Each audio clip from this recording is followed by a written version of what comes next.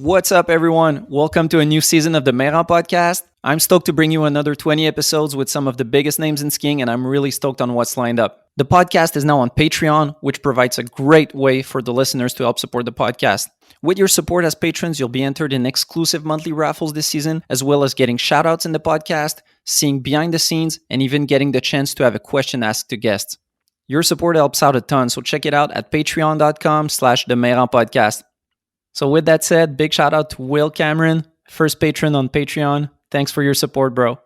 So for this episode, I got to talk with Tom Wallisch. The man needs no introduction, but let's still do it. Tom Wallisch is one of freeskiing's GOAT. Multiple-time X Games medalist, style icon, and tech god. Tom has starred in pretty much every major production ski film company like Level 1 Productions, 4x9 Media, Good Company, Field Productions, Sherpas Cinema, and so much more. Now in his 30s, Tom is still producing top-notch movies while also working on other stuff like announcing events, judging competitions, and putting together his own events.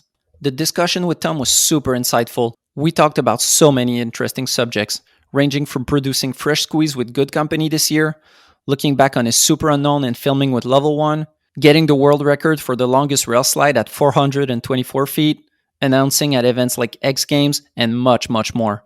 Tom was a super guest to have on. This is a must-listen to discussion with a legend of the sport who is still more relevant than ever going into 2022. We talked about so much stuff that I had to split it into two parts, so be on the lookout for part 2 coming soon. A big thank you to this episode's sponsors, Access Board Shop, Planks Clothing, and Daymaker Touring.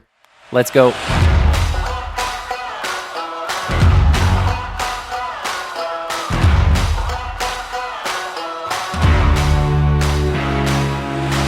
Mr. Tom Wallisch, welcome to the podcast.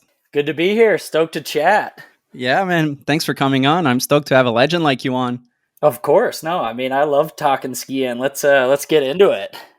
How's life these days for you? What's up this fall? Life's good. Just hanging out. Weird with COVID. Not a lot of skiing this summer, so I'm getting antsy. We're premiering our movie Fresh Squeezed here soon, and excited to show that to the world. And other than that, I'm just like I'm biting, itching, ready to get back out there. I mean, taking a couple months off in the summer this year and last year has been tough, so I'm ready for the snowflakes to start flying. It seems like as an East Coaster, I've always been jealous of you guys in Utah because meanwhile it's like still summer here. You guys are already hitting PVC pipes in Utah, like in late September. Oh yeah, I mean, somebody's probably already gone up there. I mean, it did snow high up. I'm not quite the PVC type anymore, but You've done it enough. Maybe this year, who knows? Yeah, I mean, 25 years of PVC piping. I wait for the resorts nowadays, but we'll see how antsy I get. It should be they should be opening soon though. Let's get into your Good Company project because you sent me a link. I've seen it. It's super dope.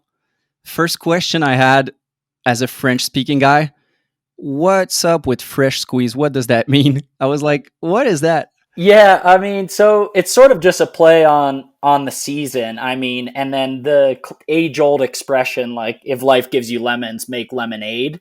So we're kind of just talking like fresh squeezed juice. And really the irony behind it was normally like we would chase the snow, and we did follow the snow to some urban cities, but would have loved to go to Canada, would have loved to travel for backcountry stuff. And Utah had like a really dangerous winter, so we couldn't like film in the backcountry, and we ended up filming at a few resorts and just making the best of everything.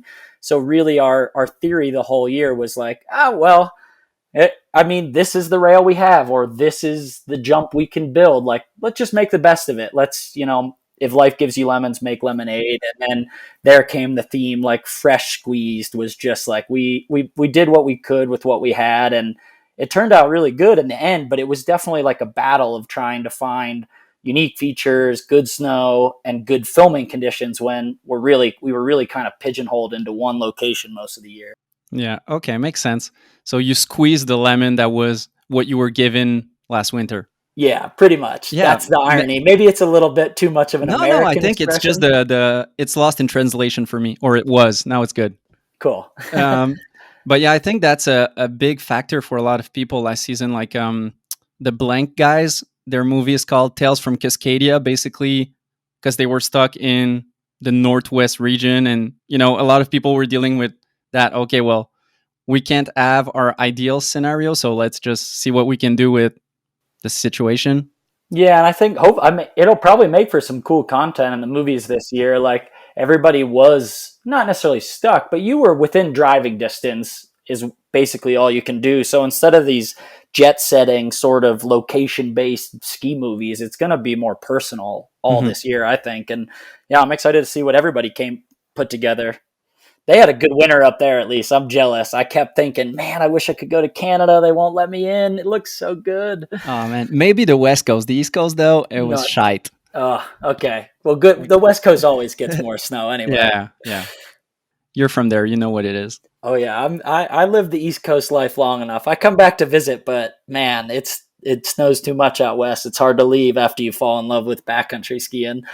Yeah, funny thing is like when you had a couple years of park shoots in Seven Springs and you managed to do some big jumps and some cool stuff, but you could just see that you guys were kind of struggling for snow. Like, I mean, a lot of big jumps, but then the backdrop is like straight grass. yeah, But they've always done such an amazing job of like farming snow. They'll have like a big park, and they're like, okay, we got the super pipe. The resort's closed. We're gonna make the whole super pipe into one jump for you, and it's like epic. But then the backdrop is like a parking lot and green grass and hills and trees. But yeah, they always pull something together. That's East Coast mentality. I feel like East Coast versus out West, like they'll do anything to make it come together, to make it work. And it's just that much more of a gung ho sort of get it attitude for skiing. So I was curious with Good Company, there's been like a progression for you as a skier, I guess. Like in your early days, you were filming with production companies, with Level One, with 4x9, with Field, with a lot of people. At some point, you decided to make your Wallisch project going like solo, which then, in my mind, kind of led naturally to Good Company, saying like, well, if you want to make a project, you need a crew, and while having a crew, why not put them in it and have a big friend project? Like that's what it seemed to me. How do you go about it these days? Like beginning of the season, how do you plan out like your plan? Because you have obligations with X Games, with sponsors. You're doing a lot of different stuff. Then how do you say like how do you plan out your winter for Good Company, or how does that work in terms of priorities? Or Yeah, I guess. I mean, so back in the day, it used to be like, I mean, skiing was obviously everything, and I had less like real life commitments and less, I wasn't commentating, I wasn't doing as many brand obligations or speaking gigs or all these things. So, like, I'd say yes to any trip, go anywhere, ski constantly. I was like always hungry, and nowadays, like, just a little older, so I prioritize and still so busy with all these brand obligations and commentating events or doing appearances or something. And then it just got to the point where like when I go filming, I want it to be as enjoyable as it can be, go where I want to go with the people I want to go with and have as much fun doing it. And that's what filming has always been for me is like competing was fun, but like when I was done competing or done with an event, it was like, I can't wait to get on that film trip. So with Good Company, it's kind of evolved to this perfect kind of setup where at the beginning of the year, I kind of just like I get together with AJ DeCoulis, who's like the lead camera, direction, everything for Good Company. And we're like, who we want to ski with. And we'll come up with like, oh, we've been meaning to get on an urban trip with LJ. Let's figure that out this year. We've been meaning to get Tim McChesney back for another backcountry trip somewhere. We just kind of like come up with some basic ideas and then just see where the snow falls. And it's so fun and rewarding for me with Good Company to like, not just be told, hey, there's this crew going to Japan. Do you want to get on this urban trip? It's like, I can't fit that into my schedule. Instead, we just kind of like, oh, it snowed in Iowa. Sounds kind of cool. Should we drive out there? Yeah, sure. Let's see who's available. And it's just become a little bit more in my hands, where trips back in the day, I just went where I was told or wherever there was snow, wherever somebody was filming. And now I just like, I can't drop everything and just do something like that. Instead, it's like a little more planned out, and I get to be a part of the planning process. Me and AJ can be like, oh, I don't know. What do you think? The wide from shot with a wide from here, would that make it look cool? Or is that going to make it look small? And we're like, it's more of a crew process. I'm a part of the directing, the filming, the editing with AJ. It's just such a fun vibe to be a part of. And then we can involve literally any friend. Like maybe they don't have the same sponsors as me. Still, come on the trip. Come shoot today. Who cares? Like, we're just filming for our thing. It's not like the MSP movie or the level 1 movie where there's some sponsor is going to ask for money. It's like, just come out. And that was really the whole theory behind Good Company, is that we could kind of film with our friends and film what we wanted, when we wanted, and how we wanted to do it.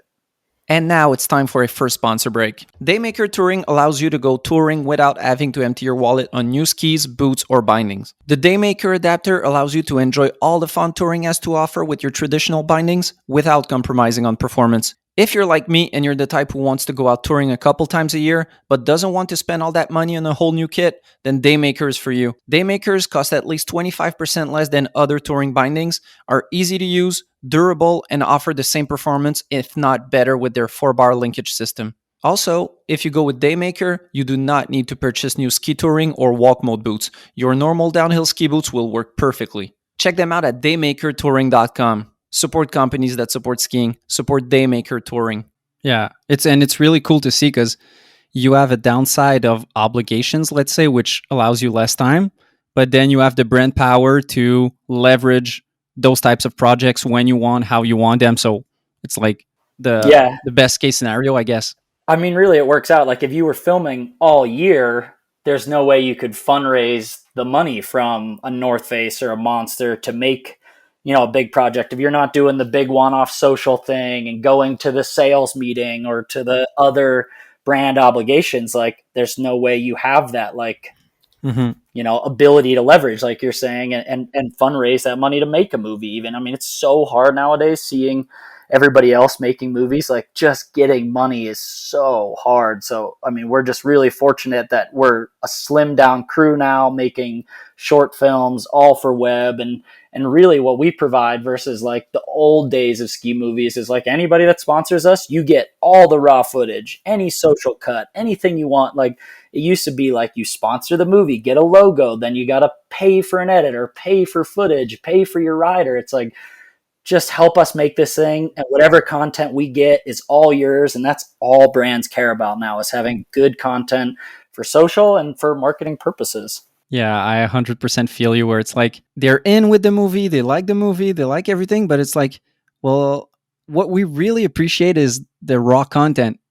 I think that is like so much of the thing nowadays. Like, obviously it's great to have your logo in the movie, but like, what's really going to sell the line skis is just me riding them, or just social clips and other people riding it, and kids seeing athletes they like riding the stuff, rather than the logo popping up at the beginning of a movie. That doesn't matter. Yeah. Well, I don't think it's the logo. It's more you producing a segment that will be influential and that will stand out. True. Let's get into the nitty gritty.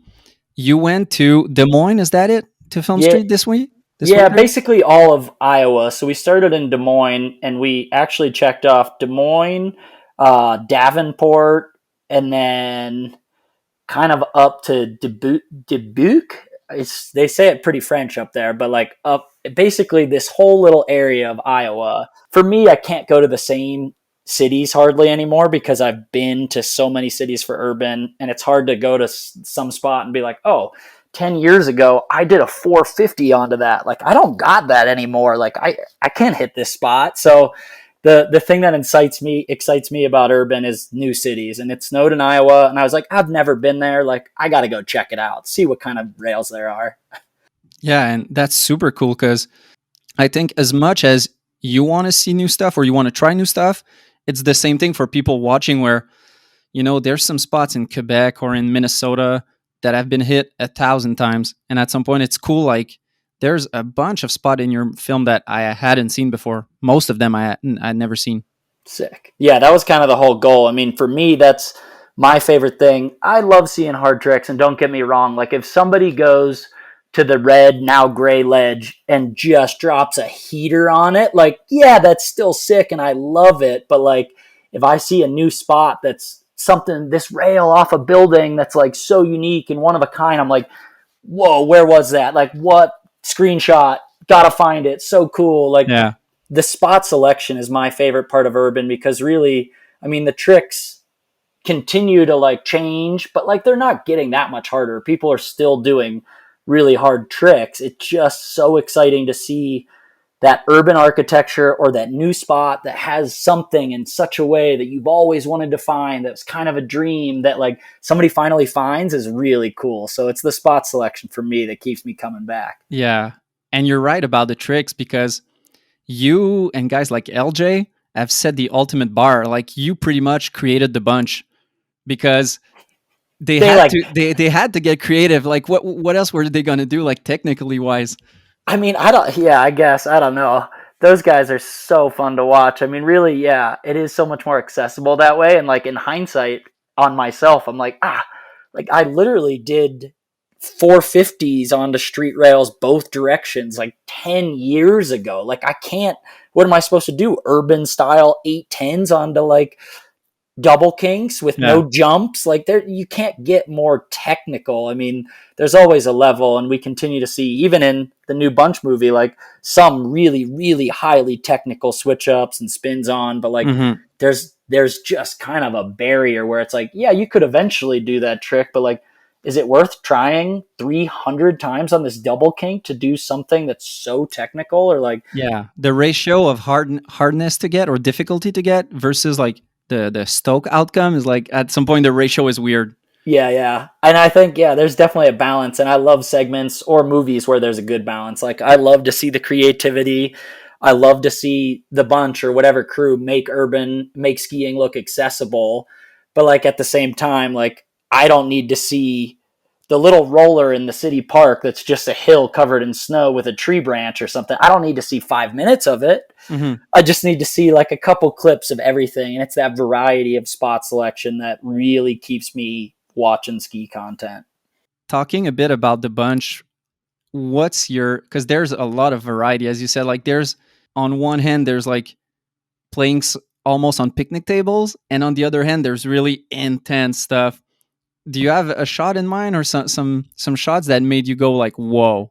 I mean, their most recent film for sure. Like, obviously there's some technical skiing that's astounding, and then also just some like playfulness, some things that like Paben does on his blends that like I don't ski as much, and some of the like, riding the noses across something, and some of the like ski control of just pure flex pattern I really recognize. But like, it's just like the way of hitting spots, like being able to, see something so basic and find a way to hit it. And as long as it's not like goofy, I don't need to see somebody just like spinning around on the ground and flopping around like without a feature. But if there's a feature, a stair set or a ledge or a rail or a tree or whatever it is, like just the way they find to hit something is so inspiring. And I hope so inspiring for kids. Like, it's hard to see a 450 onto an urban rail and be like, I want to go do that. Like, there's not a lot of people in the world that can go do that. Instead, like,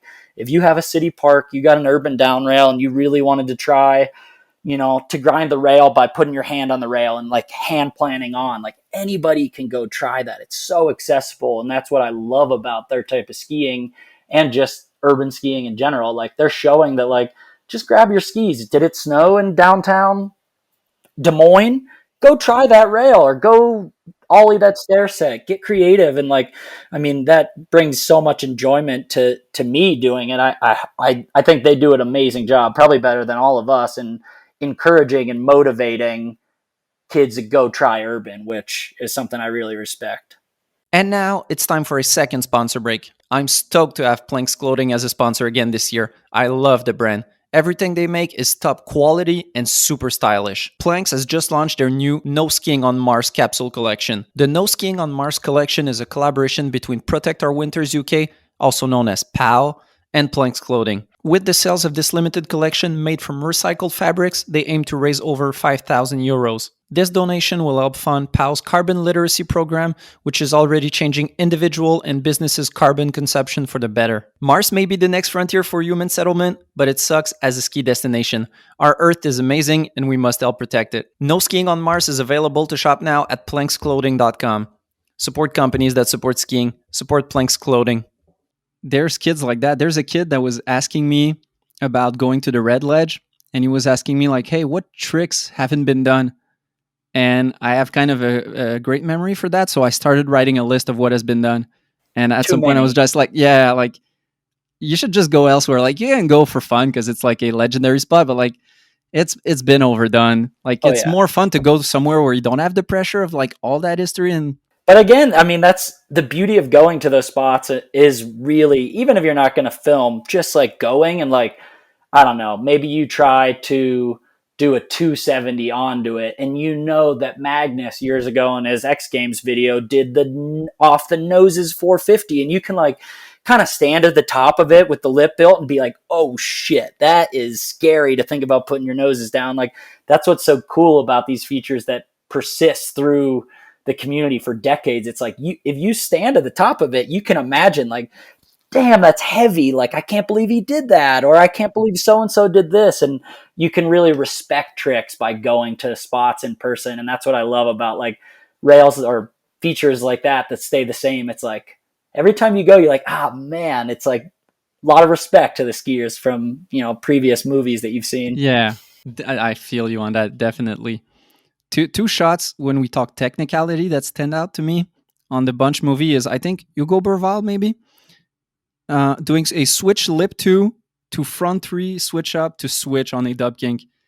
I don't know Heavy. if you have that shot in mind. Yeah, yeah. For me, that was one of the few where I was like, oh fuck, like that made me like hyped. Yeah, that one, and I think is it Magnus that does the switch to transfer into like the closeout. Both of those like switch two moves. I was like, I mean, the Hugo one, that's just a lot of tries. Like we were talking about, like I don't think that's like an impossible trick, but when you see it, you're like, oh man, he probably hustled at that one to like get the lock on and get the lock to switch. It's like I could see doing it, and I'm thinking about doing it. And I'm like, I just don't know if I want to put that amount of time in. Like that's, or just, I mean, if you're just dialed with all your switch, your three swaps and your switch twos, like maybe it came quick to him, but like that took hours and hours of doing those tricks over and over again in the park for them to be that locked. But yeah, technical skiing, I love to see some of it still in that movie because it really is stand out. It's one of those things that like, yeah, like there's not a lot of people in the world that could do that trick where like, yeah, some of the creative stuff, it's the mind and the being the first to see it and do it. But like anybody could do it on skis. You just have to have the image for it. And it's tricks like that. That's like, I don't know if many people could do that one, and you just dropped it. Damn. With the technicality that people have these days, it's definitely something that you look and you say, oh, it's doable.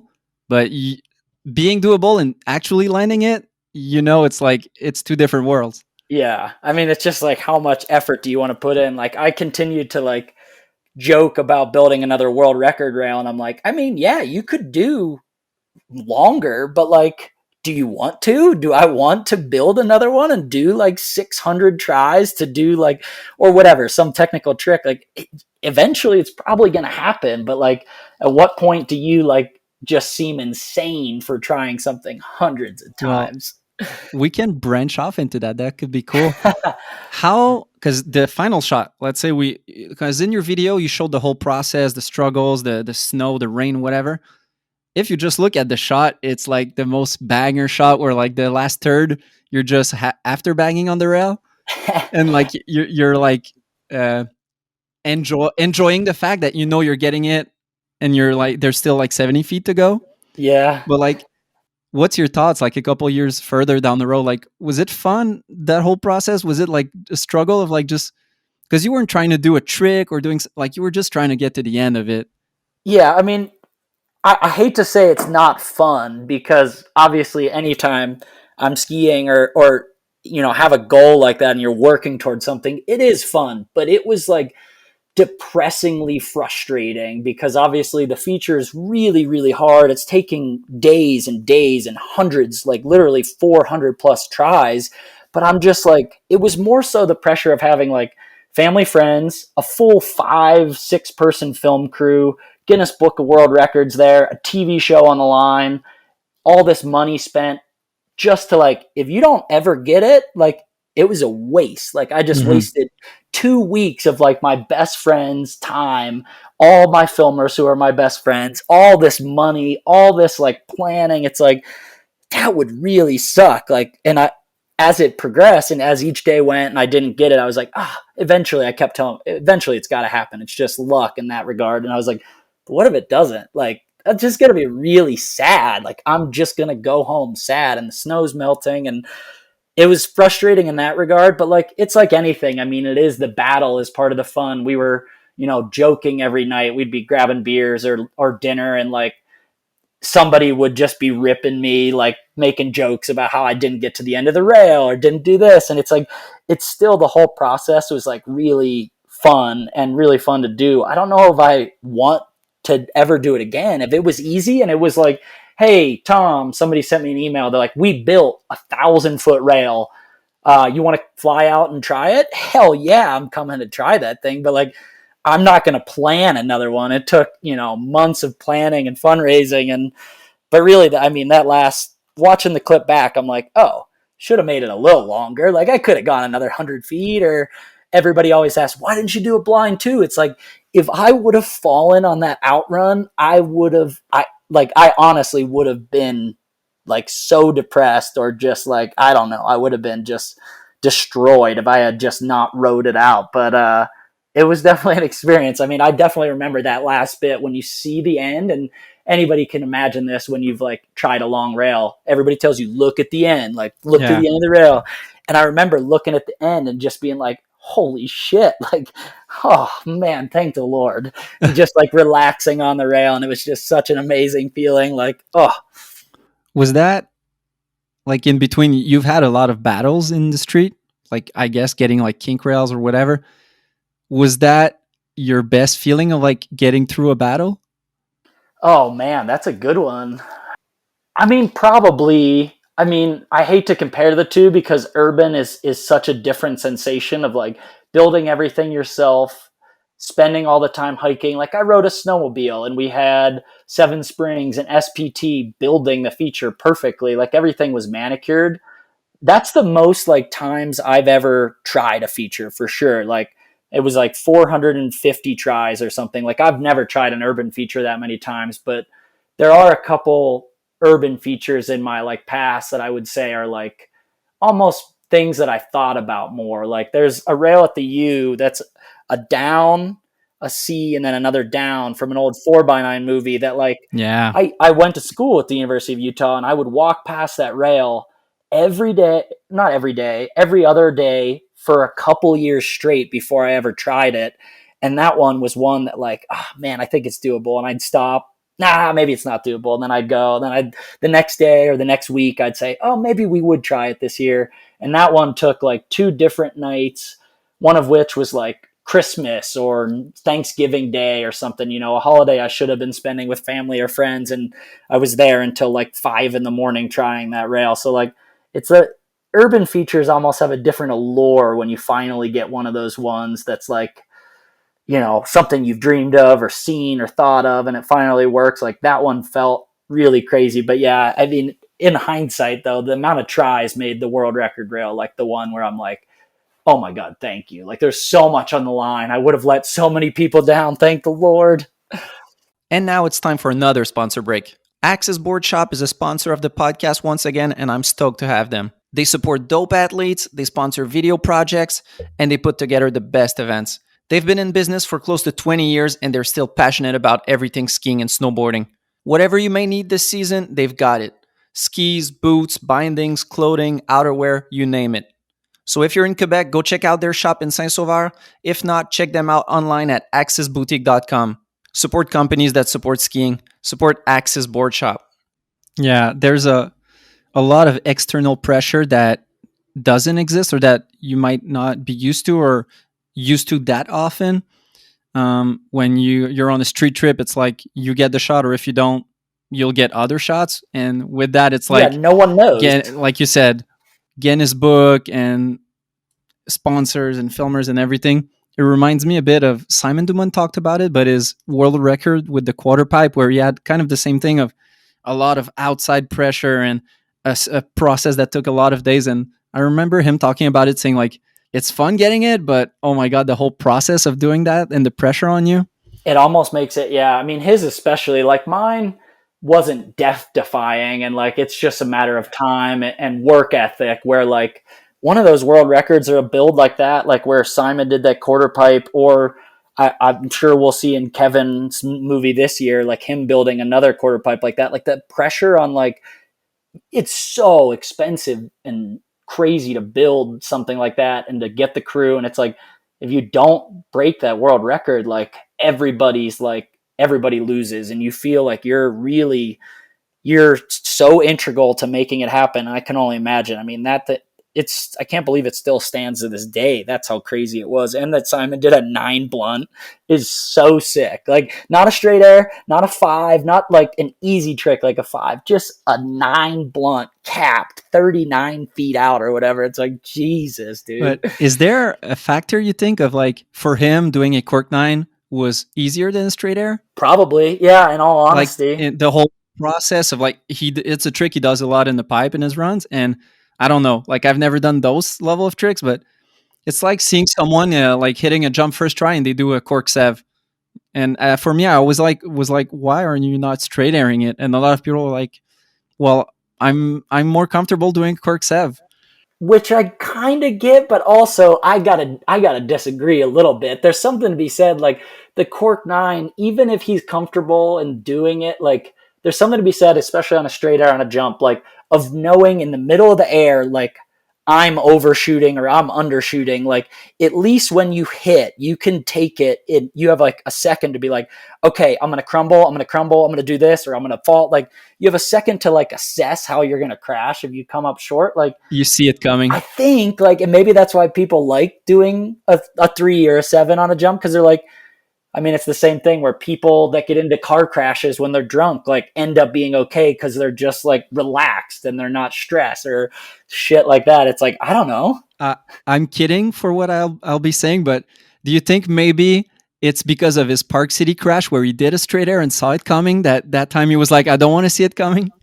Yeah, maybe that one. I mean, that one's insane. True. Maybe he just doesn't do straight airs anymore. I don't think I've ever seen him straight air a jump. He does do cork 3s as a first hit every time. It might honestly be the Park City teddy bear crisis situation all over again. Man, that's like something everyone in and out of skiing has seen. Yeah, I mean, that's like that's nightmare fuel. Like I've definitely woken up in the middle of the night to that sensation of like, oh shit, Running Man, I'm overshooting everything, I'm dead. And it's like, oh, it gives me shivers just thinking about that shot. Have you ever had a situation like this, kind of like misjudging something? I'm sure I have. I mean, the one that comes to mind right off the top of my head is an urban crash where we were jumping off this parking garage in Boston. And this is like, whatever, 5 or 6 years ago, and it's like a 3-story parking garage, and I just like, you want to go fast, you don't want to undershoot. The landing was like pretty big, and I landed pretty flat, and there was definitely a sensation in the air where I was like, what? Like I went through the whole process somehow. My mind went quick, like, why are you doing this? Is this worth it? Why is skiing, filming urban so important? Why did you jump off this building? Why are you this high in the air? Like, yeah. Like regrets of like my whole career and life path of why I was doing this over the course of like, it took maybe a second to fall out of the air, but then I crumbled and I ended up being fine and it was okay. But like, I can only imagine what Simon was thinking. That was like 3 or 4 seconds he was in the air, like the most hang time you could ever have. Or I guess Tanner didn't see his on Chad's coming, but like something like that where you see like a knuckle coming, oh, it's just got to be the worst. Yeah, a bit like Candide back in his Invitational day. He was straight airing it, and he like you could see like same as Simon, he saw it coming for a couple seconds. Oh, it almost. I mean, maybe there's something to be said about the 360 or cork 7 first hit. I don't know.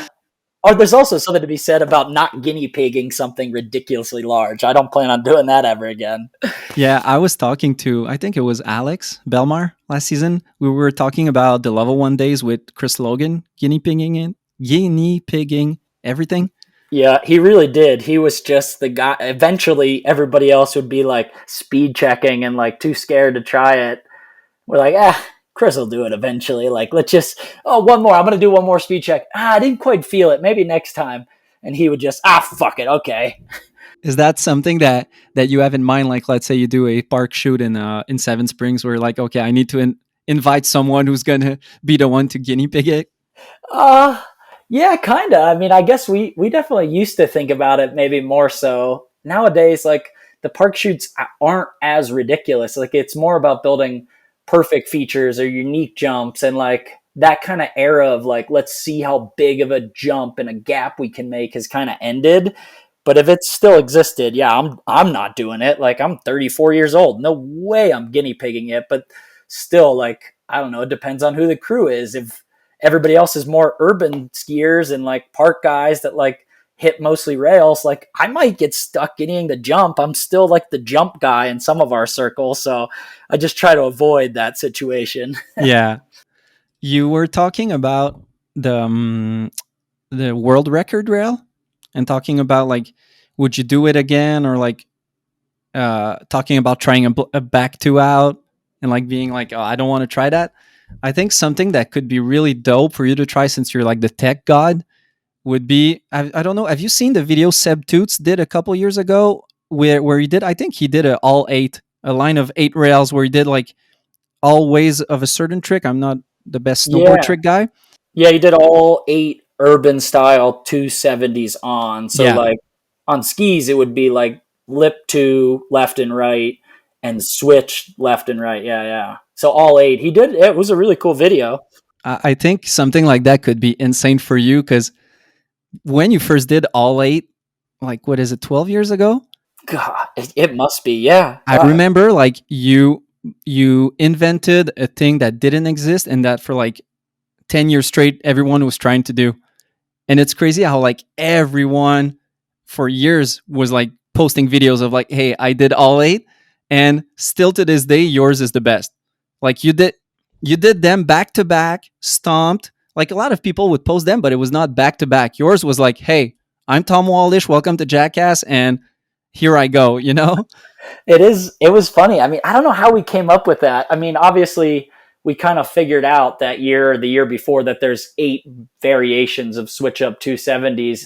And then I've always been like a technical guy of like trying to like not necessarily train, but like, oh, I'm not good at this one. I'm going to do all left foot back swaps today cuz like that's an edge control I need to have. And like, it was always fun. And yeah, that one was really fun to make and really just like doing them all in a run. I've always thought like, honestly, the Seb video was really cool too of doing the 270s, or you'd need a perfect set of rails with a little bit bigger drop offs to do all 8 with like 450s out instead of the 270s in a row or whatever other variation. But it's like, I mean, seeing Seb's, I was like, oh, jealous. That looks so fun. But it's like the video is cool for a core person, but then you're like, it's not like a viral video because it's so hard to understand what's happening for like the regular crowd. It's like he's done so many of those too. He came to Pennsylvania and slid a rail down the Rocky Stairs in Philadelphia, and like things like that are like so viral and cool and unique, and like probably wasn't that hard for him compared to like how many tries it took him to do all 8 of those. And that's like, it's more of a core thing, but man, I would love to hit that down rail setup and try that. Cause yeah, to me, that technical skiing wise, like, and I've always been more of a technical rail skier. It sounds so fun to try. Mm-hmm. And that's always been your thing, of some legendary moments that I have in mind where, like, let's say in a 4x9 movie, you did both side 2-on, pretzel 6. That's also like 10 years ago, at least. I can't even remember how long ago that is. Yeah, that's over 10 years ago. That's like 09. Yeah, maybe 12 years ago. So Far So Hood, 2009. Yeah. But yeah, something like that. And while you were talking, I Googled your all 8 video. It's when we're talking about internet blowing up, like the video on New Schoolers has 68,000 views and over 250 comments. Damn. It's like, I still do it to this day too. Like every year I do one at Park City, I feel like, and post it, or at least I like do it for fun, even if I don't film it and post it. Like it's such a fun little game challenge to like get your edge control. And it's like such great practice to like knowing where each edge is, stopping and starting rotations, and just being like really crispy on your skis on rail features. I love it. You know, there's that saying that Charles Gagne kind of changed the game for both side spinnings on jump, where he kind of obligated people to step up because he was so good at it. it seems to me like you're the guy who did that for rails, because as I remember, like watching your super unknown, which I doing my research or looking back, do you know like this year is 15 years ago? No way. It's like, Oh my gosh, that makes me feel old. but yeah, in your super unknown, I remember being like super hyped because you were doing big tricks, but that's '07, and you were doing like both sides tricks. Oh, Like true. there were some tech tricks that you were doing like on one side and then on another side. Maybe on the rails. In hindsight, looking at that video, my jumps were just trash. Like no poles, and I was like dragging hands and butt checking landings. Like man, there was no after bang in that one. I needed another season of jumping to prep the jumps. But yeah, there a lot of the front three switch ups and like 450 pretzels and stuff. Like I remember there just weren't a lot of like big spin, big grip pretzels or like 3-ups going down, and that was definitely like my whole goal with that video was like crazy tech, and every day we were filming, trying to get something. How do you look back on that video these days? Because you've done a lot of stuff in competitions and movies elsewhere, but how do you look back to this video that like it started it all, really? Yeah, I mean, honestly, like couldn't look back on it with like any fonder of memories. Almost the video itself, like, yeah, it started it all, and it definitely like got me notoriety, and more than anything, it gave me confidence. Like I was confident. I thought I was sick, but like I knew I was nothing compared to like the pros. And then just the amount of like positive feedback on that video was like, yo, this kid is it. This guy's got it. He's so sick. Like he's way better than this pro or that pro. And I was like, it was like kind of that confidence boost to be like, I can, like, maybe I should sign up for that event or that competition, or maybe I should try that trick. Like I can do it. And just the time period, like, I mean, people will say this always, but like those literally were the good old days. Like I was living in Utah, the first time away from home, going to school 2 days a week instead of 5 days a week where I grew up. And instead of being a weekend warrior, I was skiing like almost every day at an amazing resort with amazing jumps, rails, all of my best friends. We were filming, we were skiing together from 9 until 4. It was like, I mean, we were just like young, youthful, had everything ahead of us. And it was just like the best times. Like we just had so much fun skiing together,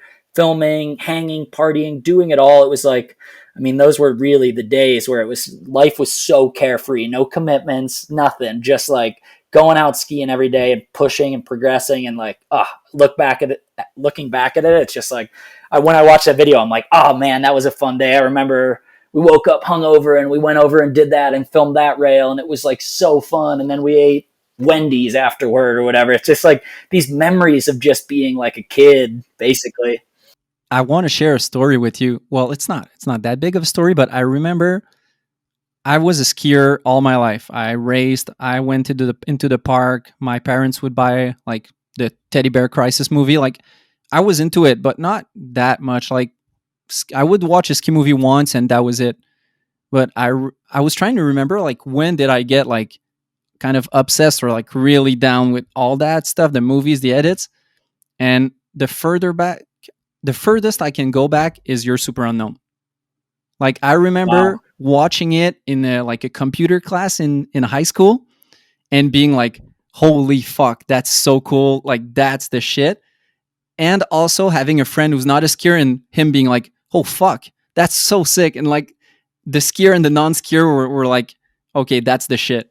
Damn, that's pretty cool. I mean, yeah, and I think that was like it really, the timing worked out for me so well with like internet videos, YouTube, and like sharing ski content online instead of in like a ski movie format was just like really popping off. And then that video, like to come out then and be so widely shared, which wasn't necessarily a thing. Like, I don't know, were we emailing it to each other or something, like shared on New Schoolers and message boards, but like you weren't like resharing it on your Insta stories. It was like just being shared organically. And it just like, it caught fire at like the perfect time. And like thinking about it more and more, just like looking back, like obviously the skiing is something, but like the Cunning Linguist song in the urban segment still to this day is like one of my favorite tracks. It's such a heavy song and it's like got like the coolest beat and like the vibe that the reason I still hit urban, I still love hitting urban at night is like it's quiet, the city's quiet,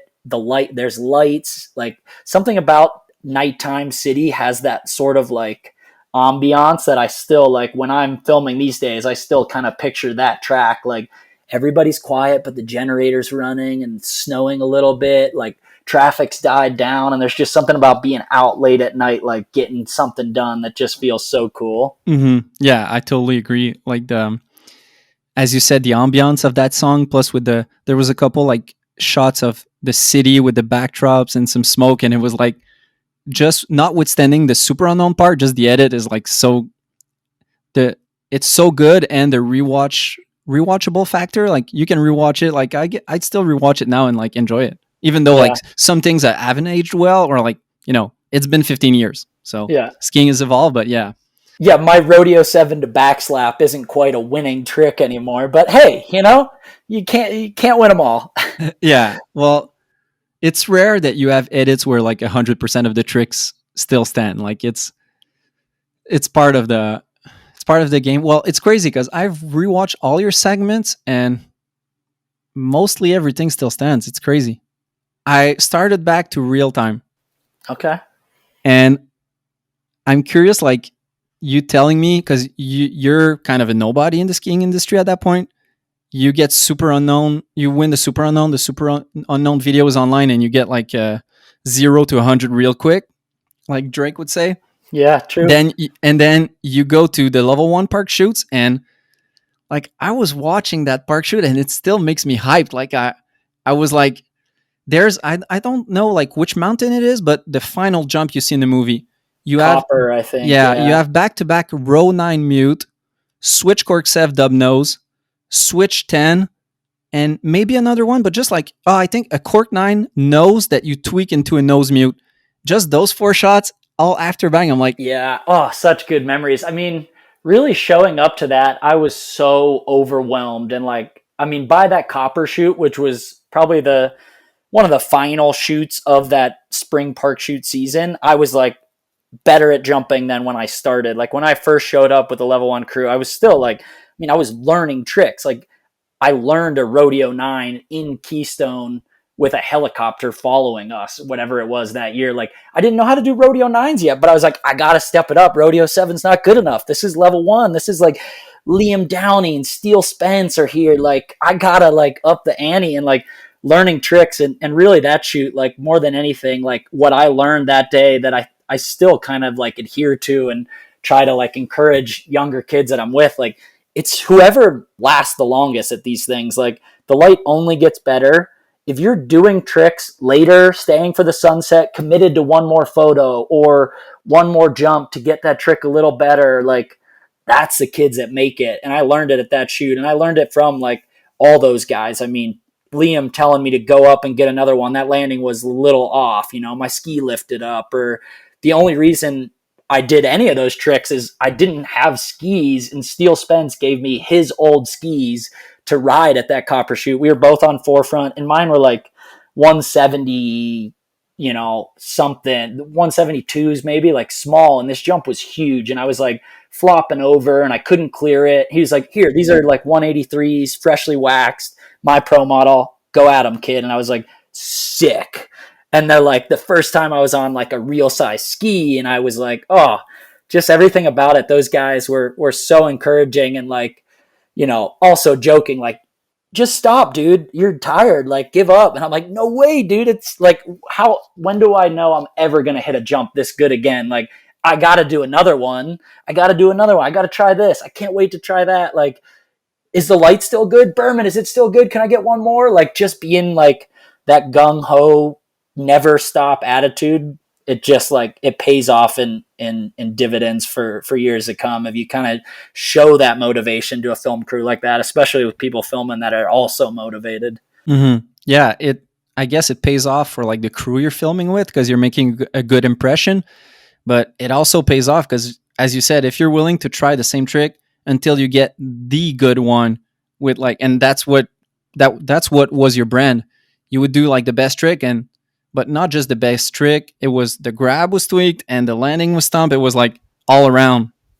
And that's something I've always loved, and still to this day, man, it doesn't feel perfect until it's done perfect. And just, I'd rather do the same trick over and over again than like, I don't have to learn a new trick every day. Like if I can get, when you get the grab right on something, you've been trying it a couple runs in a row, like you get the landing and the grab and your ankles are bent in the right way and your hands end up in the right spot, man, it just feels so good. Yeah, you know it when it's the good one. Oh yeah. Like you posted a couple days ago a GoPro shot of you in Mammoth, and you do a right cork knight blunt, but like holding the blunt until you're landing, basically, and that's just the shot where you see it and you're like, okay, that's dope.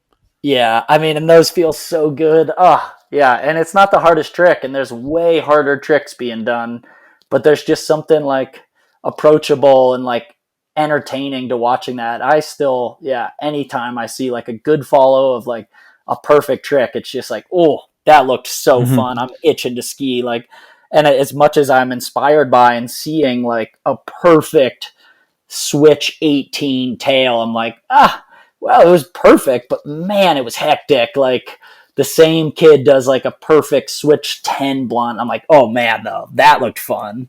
As someone who's not on that level at all, there's just something that gets me about getting a grab, like well done. Like I think of A Hall's Dub 16 nose at X Games, and to me, yeah, Dub 16 is crazy. But what got me is like he's getting the nose and he's pulling on it. Yeah, stuff like that is like when you see it and it's in slow mo, they go mega mo on you at X Games. You're like, oh yeah, that's not like off to the side. That's like the nose grab is flex, the ski is bending, and like you can just respect it and just know like he's spinning so fast. How is he just holding that like so locked in? It's just like so cool. Yeah, exactly. There's something to be said about like getting to that 100% level of like accomplishing the trick versus like, because we've seen, I was talking about your right nine blunt. There's been a lot of right nine blunts that I've seen, but with that level of grab, I don't know if I've ever seen one like that. Damn, that's a heavy praise. And yeah, I mean, I think something we lost though, like kids don't practice their cork 9 over and over again. Like if you got a cork 7, well, you've got the dub 10 set. It's like, no, no, no, no. You should keep doing the cork. You should get the cork 7 a little better before you consider it only a dub 10 set. But yeah, it seemed to be doing okay. There's so much talent out there. I can't even keep up with like trying to follow every kid that might make it into X Games this year. Like I try to stay like caught up so that whenever these kids come out of nowhere and like make a World Cup final, like I at least know who they are. But man, yeah, it's impossible. That's a good thing to branch on, because you might have been that person. Like I don't know if you were, but I remember like listening to Mike Douglas at X Games and being like, he doesn't know what he's talking about. And as much as I respect him as a legend, it was true. Like he was out of his league. And you're a guy that like, it's hard to be more knowledgeable than you are. Like you've been in this as much as anyone else has. How is it for you? Like the whole announcing gig? How is it for you? Like, I guess you don't have a problem staying up to date because you're still in the game. You're still skiing. You're still pushing yourself. Like, how's that whole thing for you?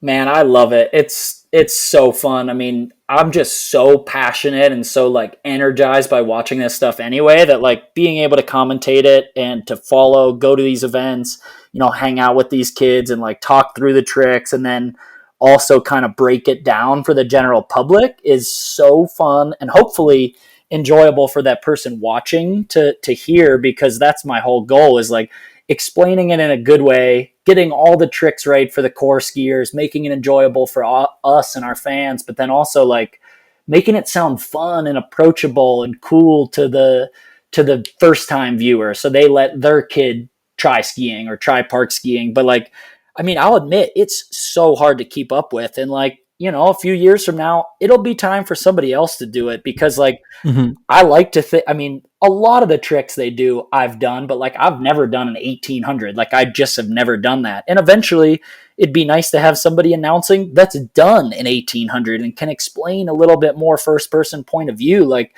it's just got to keep up. And Douglas has such a good voice and is so passionate as well. But like, it'll happen to me. Like, as much as I'm in the loop, like eventually somebody else should take over and explain what it's like to Like I've done a couple triples, but I've never done a quad. Eventually somebody else should describe what that feeling is like in their own way. But for now, I love to go to these events and meet these kids, and being able to like, scout them and find them on Instagram before they make the final, and like at least know a little bit about them. Like it's just so cool to see some of the places these kids come from, and like, coming out of nowhere, like the kid from Quebec, Edjoy, this year at World Champs. Like Before that event, did you know who he was? I had seen his clips before, but I didn't know his name. And when he made finals, I was like, oh shit, like I gotta update. Like, how do I not know this kid better?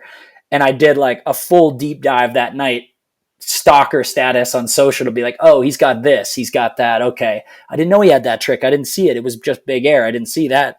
And just had to like learn. Cause like, honestly, he came out of nowhere. Like I know he's been in a couple World Cup big airs before that, but like no finals. And I only really ever get to commentate finals. Like I might watch the qualifiers for fun, but we're never like live calling it with research and all the other stats. So like I had to do my own research. The department's like, we got nothing on this kid. I was like, I got to go talk to this guy. Like, who is he? He's got like Henrik Harlow gear on, and he is just dropping 18s. Like, where the fuck did this kid come from? There's two things that I think are really cool or like interesting about him. Is he's an example of the generation that makes less edits, it seems, and that doesn't have an opportunity to be in movies. So it's basically comps, and it's easy to miss. So then they like blow out of nowhere because you're like, I haven't seen you. And then he's doing the switched up 18 to the bottom. So crazy. And the other thing is he's a product of Maximize, I think. The place in Quebec where they have this jumping facility, because back in the days, guys coming out of Quebec were bad at jumps compared to like other pros. And now it's like a new generation that are really good at jumping because they have that facility where they can get super good. Yeah, perfect trampoline, super tramp, airbag all summer, airbag in the winter, perfect jump, tabletop, soft landing, slushy, rope toe, like winter. It's like, no wonder. It's just the training facilities are so good now. And there's more kids. Like the more I follow back there, I'm like, whoa, where'd this guy come from too? Or this girl, like I didn't know there was a girl I've never heard of that's got like a dub 12, like, but here it is. And it's really cool to see that progression, and hats off to those folks and that guy for starting that whole thing up. I mean, it is incredible the amount of like prodigy type ski snowboard athletes that are coming out of that zone. I might be branching off a bit there, but do you know who is the guy who started Maximize? I don't know him personally, but it is one guy. Is his name Max or something? Yeah, basically he used to be like Seb Toot's coach. Like all the time when Seb became like from a teen to being a big time pro, he was like his personal coach. And I think at some point he saw the potential of saying like, hey, we need some kind of facility in Quebec because our winters are shit, our mountains are shit. We need something. And he basically bought a closed down resort that was closed for 30 years, like a small mountain, and was just like, yeah, I have a vision and I'm going to like turn it into something. That's crazy. That's such like motivation and like risk taking. But I mean, I've heard, I don't know him personally, but I've heard he's crazy, like so passionate, like will do anything to build the next setup or the new airbag or the new type of super tramp or whatever it is. And he's like just insanely like passionate about it, which is so cool. Yeah, it's great to have like these types of people who are in the industry and have the not only the vision but the willingness to, you know, as you said, take that risk. Because now it's like booming with kids. When you go there, it's filled. But beforehand, like you're not sure if it's going to be like a financially viable thing, you know? Yeah, and like you might get it wrong. Like maybe the airbag is the big thing this year, but then next year there's some new creation that's like, this is like $1 million product. You can't just get rid of your airbag that's not worth anything. I mean, the airbags seem to have stayed, but like foam pits were a thing for a while. And it's like, nobody uses foam pits or flat airbags anymore. Like those are gone. So if you invested your whole savings in like whatever the new thing is, and then there's something new the next year to progress, it's like shit. Yeah. And that's a thing that happened because I remember back when I was a teen, the thing was to go to the water ramps in Quebec City. Mm-hmm. And I don't know how they're doing, but I feel like most of their clientele is now going to Maximize because you just have a way better option. Yeah, the airbag or the water ramps hurt. I've been to those water ramps in Quebec City. I came for a D splash one summer, and it hurts. Like, Yeah. I am not a water ramper. Like, it was like knocking my eardrums out, and I was like, couldn't set an edge on these takeoffs, and all my takeoffs for my tricks are like pretty improper. So I was like eating shit and just like, what the fuck is happening? I hate this. Yeah, I remember I went with friends and they're like telling you beforehand if you've never done it, like how's the technique, being sideways, hopping 90 degrees, all that. And I remember being like, nah, I'm going to sit that one out. Yeah, it's crazy. I spent my whole time there on the trampolines and like coaching kids on how to do a backflip. I was like, I can't hit those. Like, I can't just go straight. I carve, I edge, I set everything weird. I can't go off that water ramp. You said something super cool that I had thought about rewatching your stuff. You were talking about like finding the new kid or like knowing who's going to be the next big thing. It's something that I've noticed you've seen a lot happen. Like you were that guy because basically you were unknown for a second and then you were the shit. But then, like when you think back to the turbo shoot in Windell's, you were there in Henrik's first big shoot, seeing like the legend coming up. Rewatching Field Production, you were there on Jesper Chatter's first shoot. Yeah. How is it looking back to those guys, or how was the experience with like Jesper and Henrik are now like some of the biggest names in the sport and have been for a lot of years? Like, do you remember how it was like seeing them the first time, or oh yeah, did you see the I guess you saw the potential when you saw them, like, because everybody in the scene, like when Henrik shot that Windell's, everybody already kind of knew he was coming up, right? Yeah, Henrik for sure, but Henrik was funny because he was like, when he was young, he was that like super fan, and he was like, you know, Tanner and Mikkel, and then after the Super Unknown video, like he latched onto that, and he was like a huge fan of mine, and eventually like meeting him in Aura during Yoon's event that first year, and then him like coming to visit and staying with us in Salt Lake at the 4x9 house, like it was so cool to watch, like going from the biggest fan, and he still is the biggest fan of skiing. Like he will never accept a compliment. He'll just tell you that like whatever you did was better. It's like, Henrik, I did a cork sev.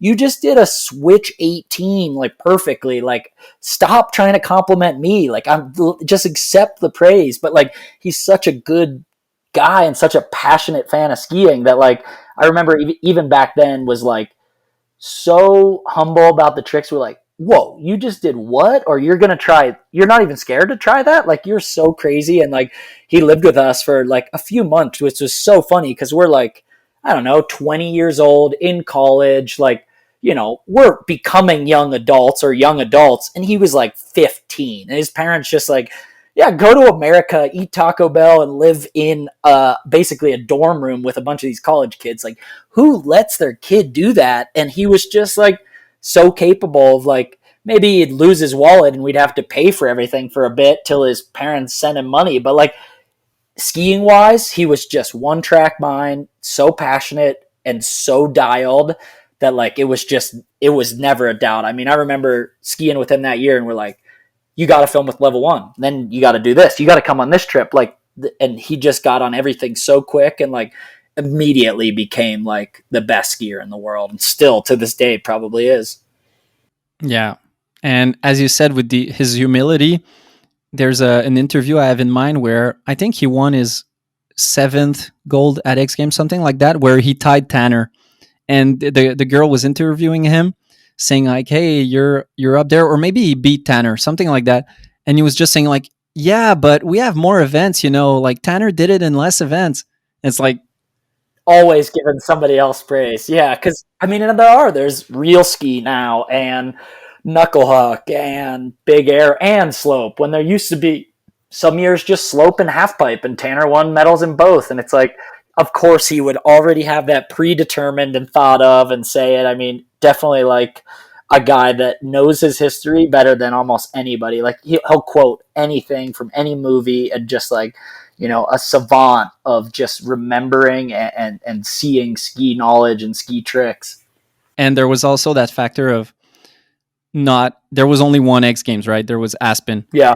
and Henrik. I don't know if Henrik was young to do the teen one, but there's the Norway ones, and Yeah. there's He did the teen ones, but yeah, now there is like, and I mean, there was supposed to be a China X Games last year too for winter. Like there are a lot more opportunities to win medals, but like there's also when Tanner competed, there was probably like, I don't know, maybe 30 people at most in the whole world that could even like hit those jumps and even do those tricks, let alone under the pressure of X Games. There's probably 25,000 kids that can do double cork 1620s. Like there's so many talented kids now that like for Henrik to still be invited and still competing at the top of that like assemblage of so many people that have so much talent and passion, it's like it's that much harder just to be in these events, let alone win, compared to what it was years ago when the sport was just way smaller. And Jesper is funny too, man. Meeting him, he was even younger, I think, when we met him years ago. He was almost like not intimidating, but like he was so good at jumping and like learned a double cork 14 that first time he shot with us that like I've never been like a world class jumper, and I remember being like frustrated, like this little fucking kid is so good. God damn it. Like I guess I got to do a 14. Like I'm supposed to be better than him. Why is he so good? And he was like so talented right off the bat, like this little like kid wearing Yoon's gear from like the unique goggles or whatever it was and the same clothes. And I was like, Yoon was so good at jumping, obviously, too. And this kid was like learning new tricks left and right. And I was like, oh man, I got to keep up. This is really tough. And it was almost not intimidating, but like, it was almost like, fuck, who is this kid again? Damn it, he's good. Like shit. It was like it was a motivator. It was like I got to get out there and learn something new too. If he's going to learn a 14, I should learn some 14s. It was cool to be a part of it, to see him like progress into like all the video work he's done. Like I am so inspired all the time from like everything he plans, the productions he puts together, the rail videos, the urban stuff. Like everything is really well done, and just him filming and editing so much of himself, it's like it's a really big inspiration to like for me to continue to kind of like learn and improve my craft at like video work and like doing better on social and producing things that are more interesting and unique and viral and creative. And it's really fun to follow his career. Yeah, that segment is when I hear your backstory. That segment is fun to watch because Yoon does his first switch dub 14. You do your first switch dub 14, and he also does a dub 14. But at that point, you guys are kind of legends, or you're at the top, and he's that unknown kid, and he's like doing the same thing. And I think I've heard it from him, and he was like intimidated too, and like felt like he needed to step up. But the irony is that it went both ways. Like he probably felt like he needed to step up because we were doing hard tricks, but like I don't know if I mean, I guess Yoon was doing Switch 14, so maybe I was already competitive trying to like keep up with him. But either way, like he might think we were pushing him, but he was pushing right back. Like him landing that or trying that was like almost like, well, I got to do something more. This kid's only 14 or something at the time. Like I can't let him show us up. We're supposed to be world class. Like, so it's just funny. Yeah. All of us have like that inner dialogue, and all of us, I think anybody that makes it is so competitive in that way. Like anybody that makes it in slope or big air and competitive free skiing is like a little bit too competitive. And like, if your buddy learns a trick, you better learn it, or you better one up him, like, or else you're going to get like haze. So it's like, it's cool to like look back and see it from all of those sides.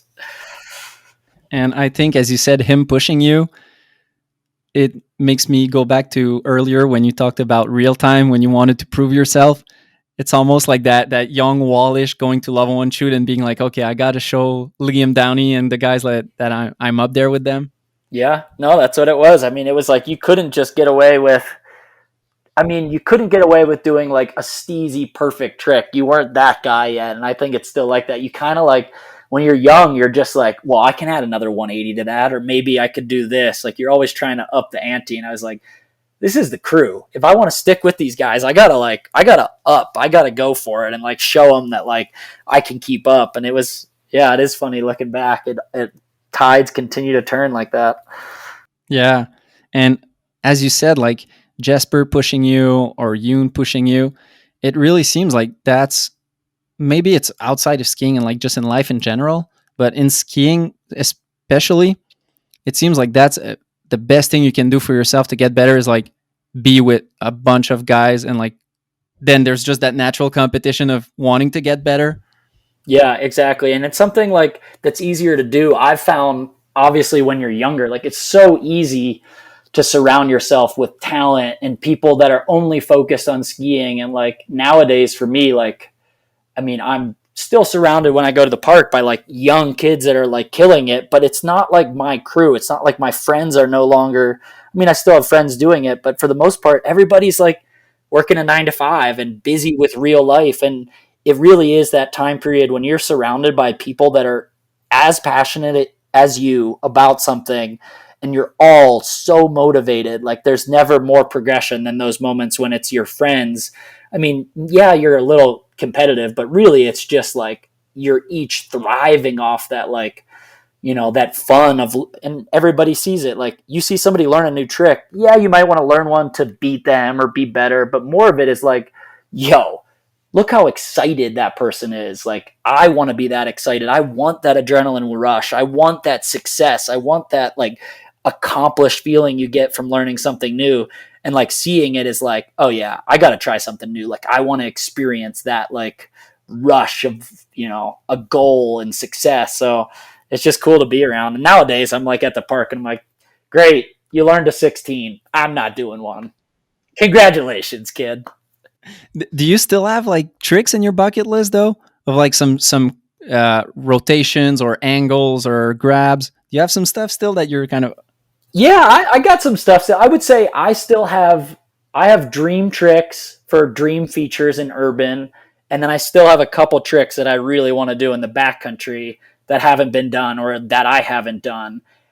I would say there's like things maybe I want to do in the park, but like I'm not gonna do a harder trick on a jump in terms of like degrees of rotations or flips. Like I might not ever do a triple cork 1440 again, even though I've done it. Like I might not, and I'm certainly not going to do like a quad. I'm not going to really progress my like park jump game, but there's just like we were talking about earlier, there's some features that I still have yet to find, or a perfect rail built a certain way for a perfect trick in the streets, or like still haven't done a couple jump tricks grabbed with a certain grab to like a certain landing in POW. So like there's still those to tick off. And I think as long as I have those, like I'm going to keep filming and keep trying to succeed in doing those few, but like it's definitely gotten smaller. There used to be like every year was like a list of rotations and tricks. And it's like, man, I just don't think I'm going to go airbag all summer so that I can learn that double bio 18. Like maybe I could, like, I'm sure if I put a whole summer into tramping and airbagging, I could learn a couple new jump tricks, but like, I'm not going to start up competing again. So like, I don't really need to get hurt trying something. Like it's so much more fun for me to find that perfect jump to like do a dub rodeo 12 in the backcountry on, and that whatever, you know, something that's like, it's crazy, but it's never going to be that rotation. That's like, I'm never going to invent a new trick on the jump. That's for sure. It brings back to the same point we were discussing of making a trick look good versus doing like the ultimate, like spinning into the future, like you once said, or was it you or Schloppy? Anyways, like Phil, his new edit in Hood, there's no trick that have never been done in there, but they all look so good. So good. And I was up there this summer with him a little bit, and like seeing that, like him and Andrew Hot Laps official, like filming, it's like, Phil, you've done that nose butter to tail butter like Sev like 18 times. What are you doing? And then you see the edit and you're like, oh yeah, okay, that one's different than the other ones. I see why you did it like 18 times. And it's something that, I mean, he's made a career out of, and so many people, or not so many, but a few people have been able to do, where like he's always done tricks so one of a kind, so unique, and so just aesthetically pleasing. Like the switch 3 left hand safety, like why grab left hand safety? Like I would never choose to do that. And the way he does it, the way he gets a little corked out, it's like, oh, okay, you're right. That was perfect. I don't know why you would ever not grab left hand safety. Like, it's just so cool to see how his mind works. And I mean, he's been around just as long. It's so fun to watch from like our days filming together for like Refresh, like 11 or 12 years ago to now. Like, it's just so fun to see him still like crushing it with his own style and his own way and never getting like forced into anything. As much as we were talking about the guy of Maximize, like taking a bet, not knowing if it would work, Phil took one hell of a bet saying like, hey, I'll stop competing and just focus on, edits and movies. And he won that bet So heavily. good. Yeah. I mean, everything, like from everything he hits too. It's like, he never tried to like one up everybody on the tech side or, anything. It was like, I'll just do it better than you and more creative and just way more proper. Like, you've never seen a lip 2 done the way I'm about to do a lip 2. And it's just like so cool to have that vision. You have to have like such a cool mind and such a focused mind on that, whatever the trick or whatever aspect of skiing is, to do it. And it's really cool to watch. And then like X Games medals after X Games medals, like they maybe didn't come when he was competing in slope, but like then he goes and wins back to back in real ski when, it's just like, it just goes to show you that like there's a lot of paths in this sport. And just because one didn't work out, like you might be perfect for another. Yeah, you're right. And it's a lot about like determination, where like Phil wasn't like, oh, my best years are behind me, real ski should have happened 5 years ago. He was like, no. That's all I was thinking when real ski came. I was like, shit, man, it would be nice if it happened like 4 or 5 years ago. Like, would have been doing 450s onto everything. It would have been an easy W. Instead, now it's all about creativity and large features. Like, can't we go back to the all 8 shit? That was good. No, and he did such a good job with that. And it was so fun being a judge for those years, because it's like, oh shit, like it's hard to watch other videos after you watch Phil's, because it's his type of skiing done on huge features, on technical things. And it's just like, man, that just looks good.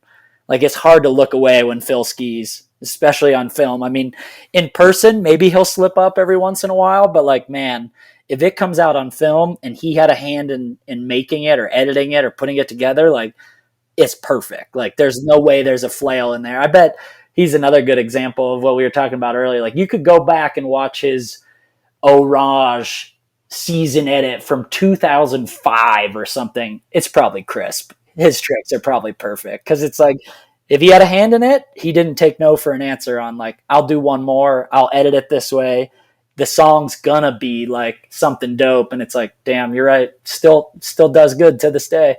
Yeah, and I was talking to him just last week, and without spoiling anything, like we were talking about his plans, and long story short, he's hungry. He's still hungry. And I was like, dude, that's inspiring, because like he's been around the block and he's still hungry. So sick. And that's so cool. I mean, he's so focused on skiing. When I saw him this summer, he was like living in Hood for like weeks, or maybe it was like a month and a half. And I was up there for maybe just like 4 or 5 days. I was like, I was just itching to ski. He's like, yeah, I'm just here for like a month or two. I was like, whoa, like we used to, like me and Phil used to spend the summers together in Hood. And it's like, man, still like I kind of got to get home. Like, I don't know, I got like things to do and like house projects to finish up and like some other commitment. And he's like, nah, I got to do this right now. And I was like, shit, that's cool. It's like such good determination.